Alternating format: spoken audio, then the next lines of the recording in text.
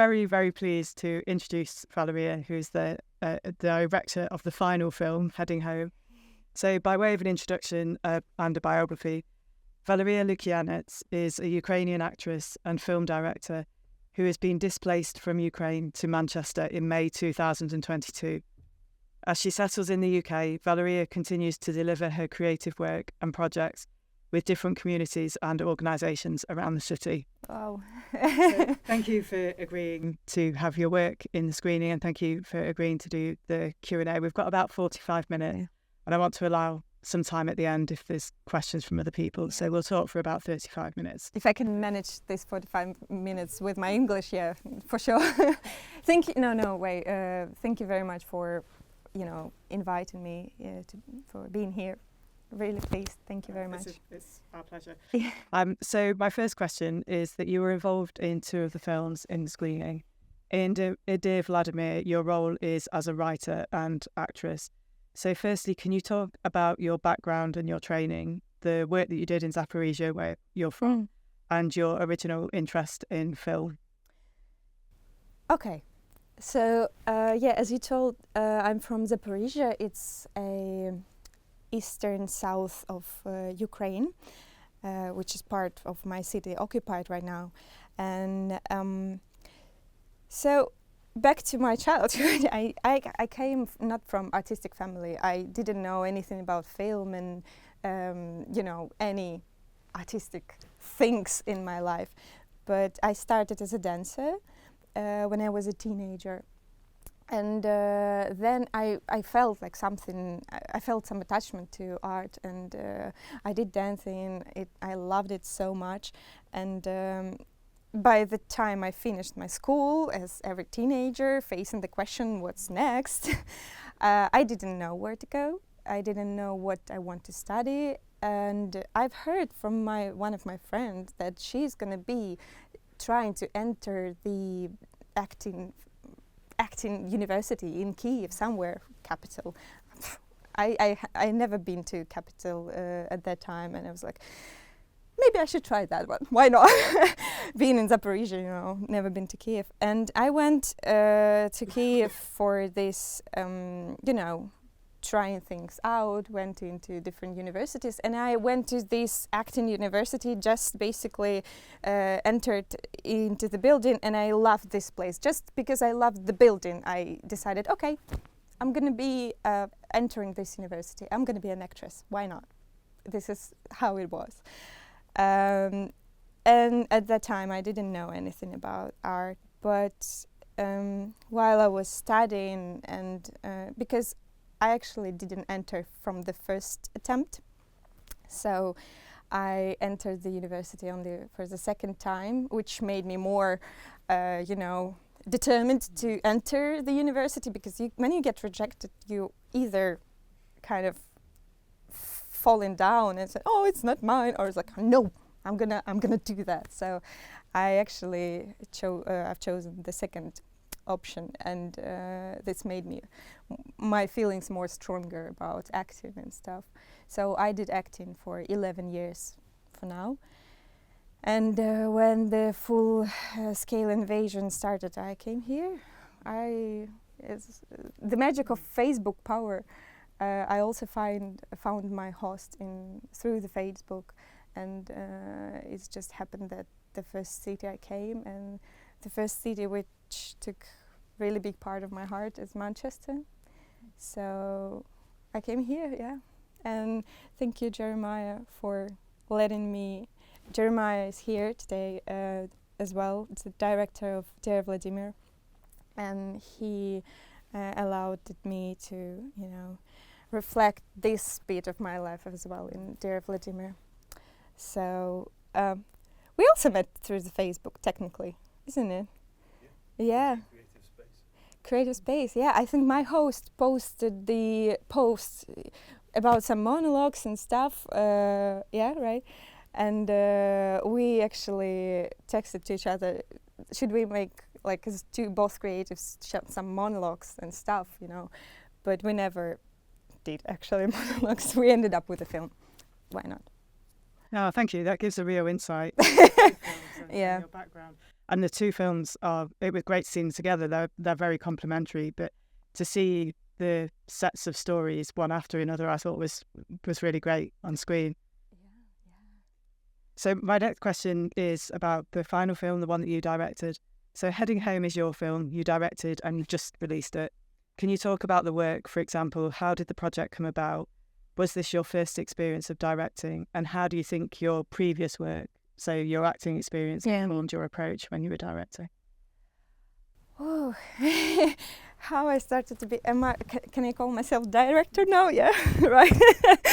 I mean, I just really, all the time I was acting back in Ukraine, I always watched people who on set, what they doing, you know, like before, behind the camera stuff, lighting. I was always curious, asking questions. Oh, what are you doing? It probably wasn't appropriate at the time because, you know, people working on sets, they're always busy and like, oh, what's that? What is that? So, but yeah, I was always interested in some stuff behind the camera, and just this December, like the December 2023. No, not like that. I was working with Community Art Northwest for a couple of years already, and I've seen this opportunity from their website, and it was quite ambitious, I understand right now, but I applied for that. So they did commission with Home.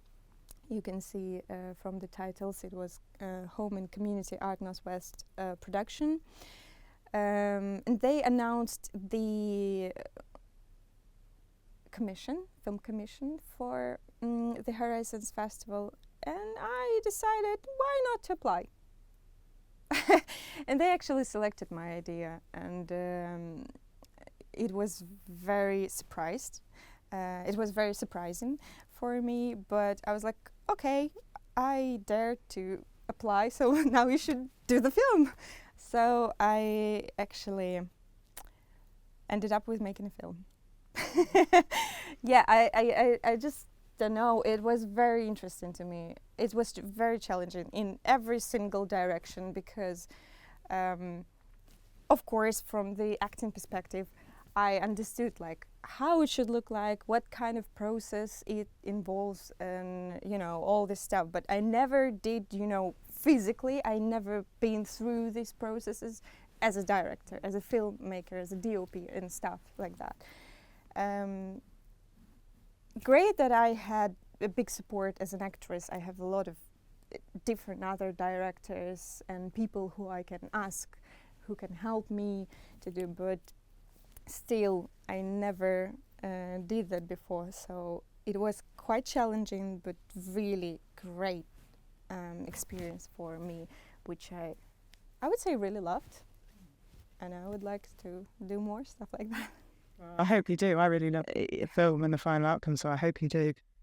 My next question is about the stories that are in the film. So in the film you tell personal stories. So can you talk about the people in the film? How did you meet them and what drew you to their stories? Yeah, right. So it's actually should be 3 people in the film, and it was 3 people's story, but at the last moment, one lady, it was a lady from Iran. She decided not to take part in the film because of some political reasons, and she was afraid that the film could go, you know, back to her country, and if she will be back, it will be really bad for her. So we ended up with 2 subjects. Shimi from Pakistan and Tanya from Ukraine. So I knew Shimi even before this film because I was working again in Manchester. I was working with Quinn and I delivered some acting sessions for them, and I met Shimi there.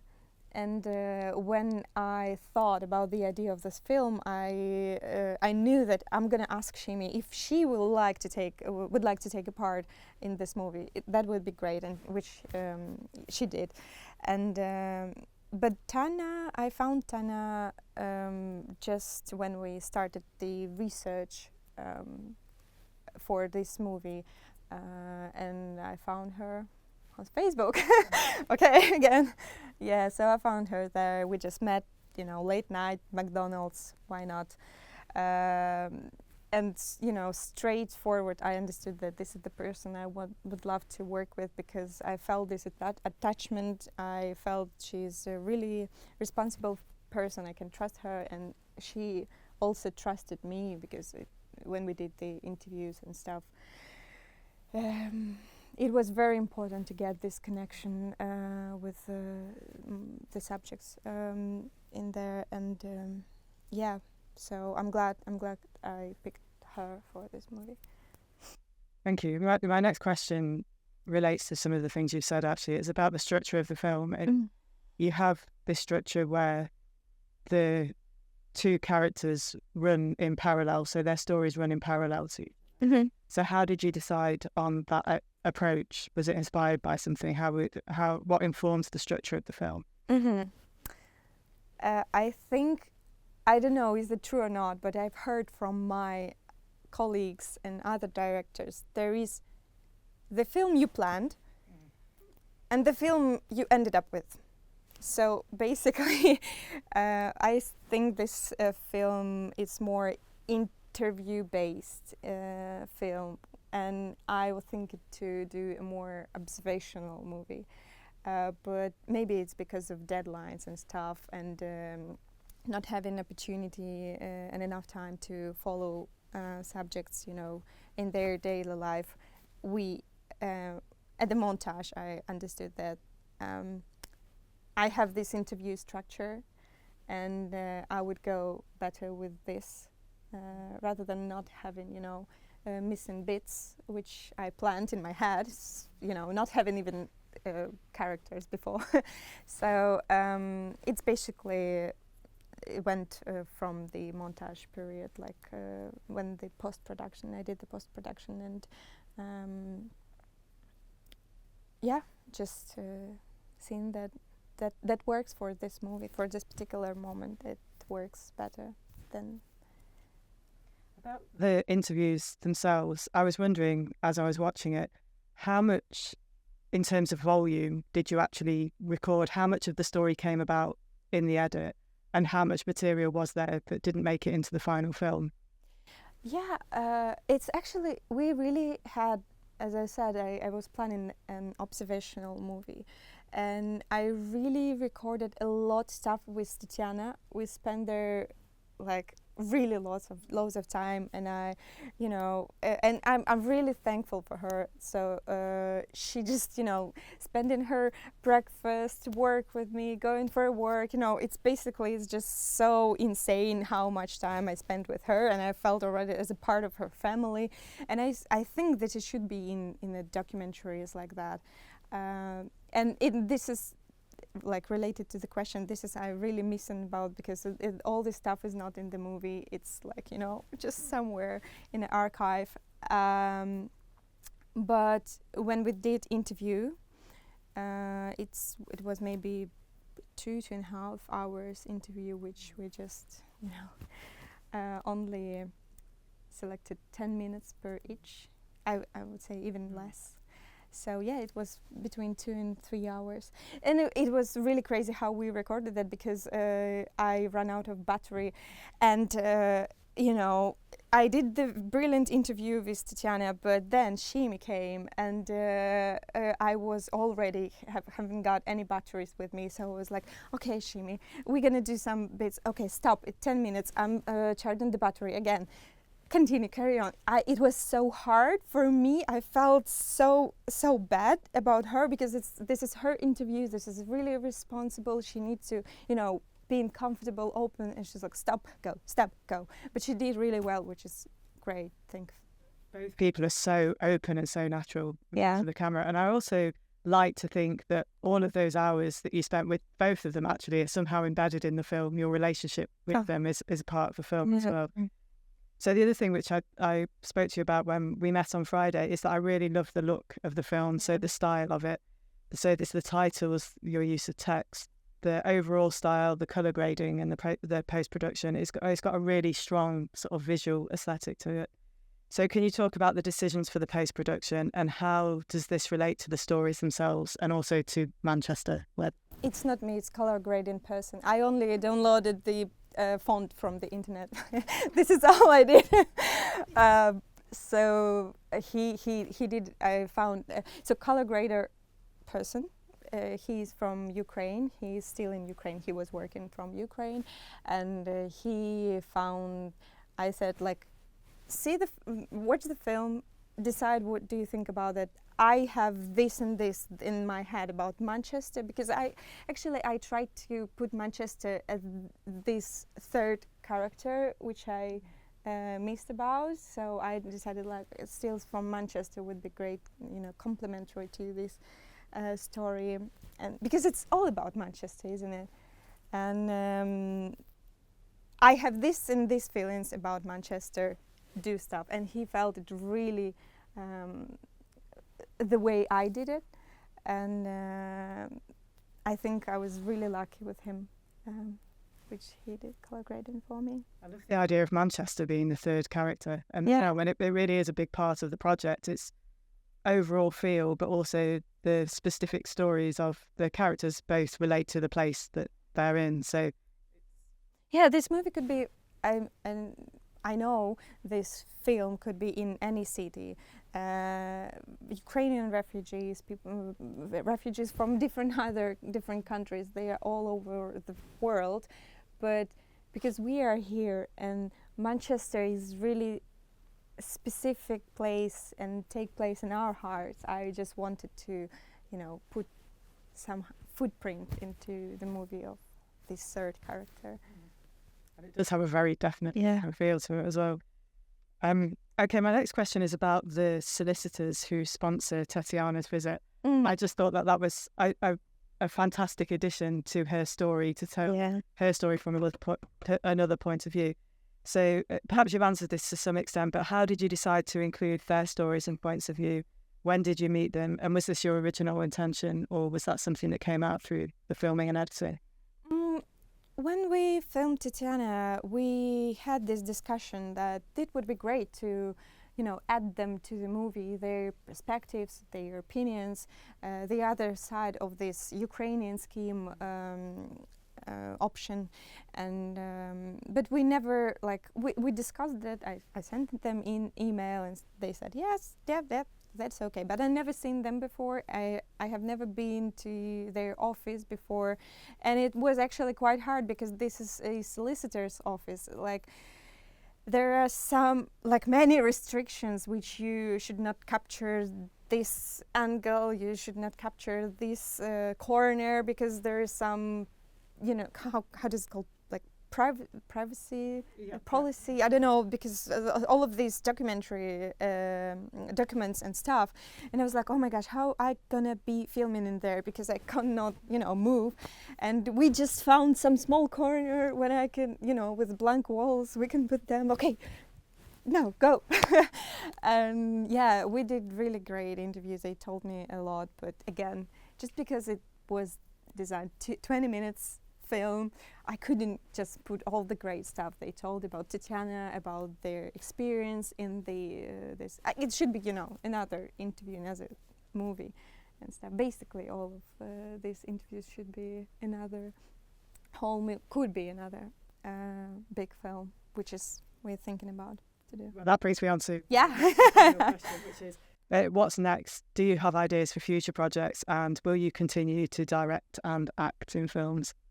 I will definitely continue acting because I don't like trying this directed stuff. It didn't, took me out of acting. I would love to carry on, but now I tried out a bigger thing for myself, and I cannot, say no right now to that. I feel I need to learn a lot of stuff, a lot of things, to do more films, to do better films, obviously. And my journey in directing is just starting, and I need to learn a lot of stuff. But I would definitely carry on in directing, because it's some kind of I don't know, forbidden things which you're trying and you cannot finish with. I don't know how to compare. You cannot say no and live your previous life. It's something bigger which you open for yourself and you just want to do more. I like the idea of that. Sort of connects to your original pull into acting, which was quite an instinctive response to a place, and it's always like it finds you and then you just respond to it. Yeah. We're thinking about the kind of expand this idea with this movie Heading Home to a bigger project, possibly. So we're thinking currently with the home producers to, kind of organize a bigger project based on this film, but this is still an idea, so I cannot share what it's gonna be like because I don't know, but we will definitely try to do something with that. Oh, well, I hope you do. I'm sure other people will agree. It's a really coherent, very well structured film, and it's very compelling as well. Thank you. In it are fantastic. Okay, so I'm going to open up to the floor. Does anybody have any questions that they'd like to ask Valerie? Hi. Thank you, that's great. I wondered, could you say more about the original idea for the film that you put forward for the commission? Because you said it was different from how it ended up. It was a little bit different. It was, first of all, 3 people in the idea. It was because as an actress, I quite have an experience in a fiction. Everything which is based on fiction stories, I tried like short films, feature films, dramas and stuff. So it was for me quite discovered field, I would say, and doing this years by years, I realized that I'm really interested in documentaries. Not like interested, but I really like to watch them, and it's something gives me feeling of something new and undiscovered, and actually in a sense of acting, I know in documentaries no one acting, it's a real life, so that real life, kind of seems to me more interesting thing than acting, because I know how it's done. And in documentaries, that it's real life and it's attractive. Maybe that's why I've chosen, because I had a really big choice, because I pitched the idea and basically I could pick any format of the film. It could be fiction as well. So it wasn't obviously documentary. I just chosen the documentary because I really like to explore this direction, this field. And I really new to documentary, and I chosen this one just as an option to explore. And I really loved observational documentaries, when spending with your character, like subjects, participants, a lot of time making, capturing some bits, some moments from their life. And that's why I said it was really ambitious idea, because I had only 1 month for shooting, so it was 1 month research, 1 month shooting, and 1 month post-production. That's it. That was time schedule, something like that. You understand? So first of all, it was observational documentary, 3 people. So this is basically the most difference between the idea and the film we've got. Okay. Is it the answer for the question? Yeah. Thanks. It's a really short time frame for production, but maybe there's something in the intensity, so that all of that work has happened in 3 months' time. Yeah, it was 3 months' time. I applied in December. They've chosen people for their commission, because it was film commission, art commission, and theater commission in February. By the end of February, I started work actually started work at the end of February. I met first time the producer from home, and we started to discuss and started discussing things at that time. And yeah, March research, April shootings, and May post-production. And we had the premiere 2 weeks ago in home. Yeah. Oh, so it's brand new. Brand new, yeah. Does anybody else have any questions that they want to ask? Valeriia? Are there any other plans for this specific film? Like, are you planning to show it? We would like to. We definitely would like to. It already depends on festivals. Will they take it or not? But yeah, of course, I think it's a plan for any director to their movies to be seen, isn't it? Yeah. I just, I was watching Jeremiah because he is also director with a big experience doing documentaries, and he's also one of the people who were supporting me during the my way of making the film. So yeah, festivals, yoo-hoo!